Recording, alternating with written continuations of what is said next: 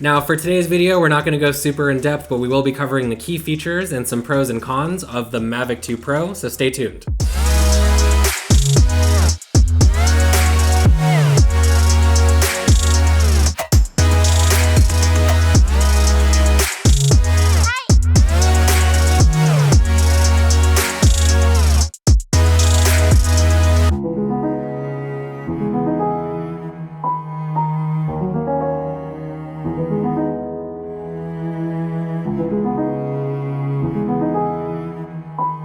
So with a price tag around $1,500 and $1,800 for the Fly More combo, this drone is definitely not for beginners. And after some research into the secondhand markets on these drones, there isn't much supply, but you can find them anywhere between $1,100 and $1,200 used or refurbished.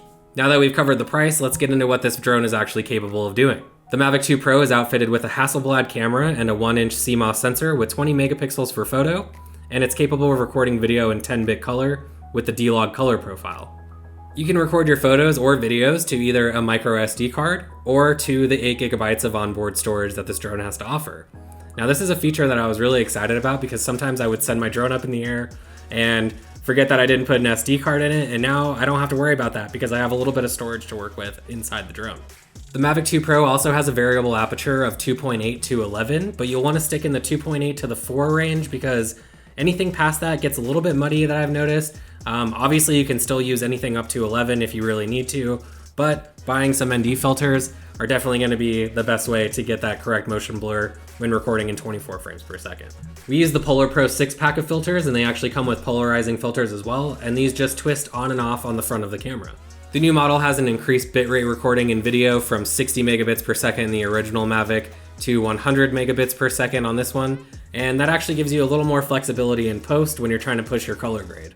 The Mavic 2 battery life has also increased to 31 minutes compared to the 27 minutes in the original Mavic, and now this may not seem like a huge jump, but those few extra minutes actually give you a lot of time to get those shots that you need. It only takes about an hour and a half to charge each battery, which is really nice because you can get your batteries charged and get back to shooting. Something that's super impressive with this drone is it can go 45 miles per hour or 72 kilometers per hour, and that's awesome because if you're far away from the thing you're trying to shoot, you can actually get to it really quick in sports mode and then get that shot and fly it right back real quick without any problems. Speaking of not being close to what you want to shoot, the Mavic 2 boasts up to 5 miles of image transmission with the OcuSync 2.0 technology, and honestly we've never gotten close to reaching this max, but it is nice to know that you do have that, and honestly I haven't had any problems with the image cutting out like I did with the Phantom 4 Pro. So now moving on to the controller. If you're familiar with the original Mavic, you're going to feel right at home with this controller, but there is one thing that has been changed and it has become extremely useful. And that is the option to remove the thumbsticks and store them in the controller itself. This makes it extremely easy to pack up and fold away, and now you're not worried about damaging those thumb controls or anything like that. The new sensors added to the Mavic 2 Pro now put it up there with the Phantom 4 Pro in terms of safely flying your drone and not crashing into various objects, as well as an upgraded active track system. Pair these sensors with the GPS inside this drone and it makes it pretty hard to lose this thing unless you're flying it like a madman or madwoman. Now the Mavic 2 Pro gimbal for the camera has also been redesigned and upgraded, and it feels way more sturdier than the original Mavic. I always felt like the original Mavic had some really big problems with the gimbal, and you would fly it and get a lot of bounce in your footage, and you don't really see that now with the Mavic 2, even in pretty windy conditions. So now that we've gone over some key features of this drone, let's go over some pros and cons and maybe see if this drone is right for you. So let's start with the pros with this drone. It's extremely portable, it's easy to fly, has great battery life, and the image coming out of this thing is honestly just like unbeatable in this price point. So some downsides with this drone, and one of them that's gonna stick out right away is the price. It's $1,499 and then also $1,800 for the Fly More combo. This is definitely not something everyone can afford, and I definitely think there is a particular market for this exact drone. DJI also offers some other options, so if you're looking for something on the lower side, you can check out the DJI Mavic Air or the Spark. Now I mentioned in the pros that the portability of this drone is something that is obviously welcomed, but it is also a con because it is so small that once you get it up flying and you're in some windy conditions, it may not handle as well as like a Phantom 4 Pro or Inspire or any of the bigger drones out there. So another major con for me is actually the controller itself and the way the phone mounts in here. So I've never been a big fan of it. It's kind of annoying to have to take your phone case off and you have to like fiddle with this cord to get it right in there.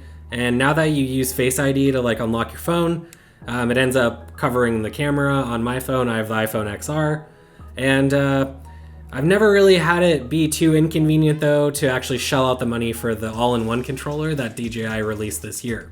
This last one isn't so much a con, but maybe something I would like to see DJI improve in the future, and that's actually adding more storage internally to the drone.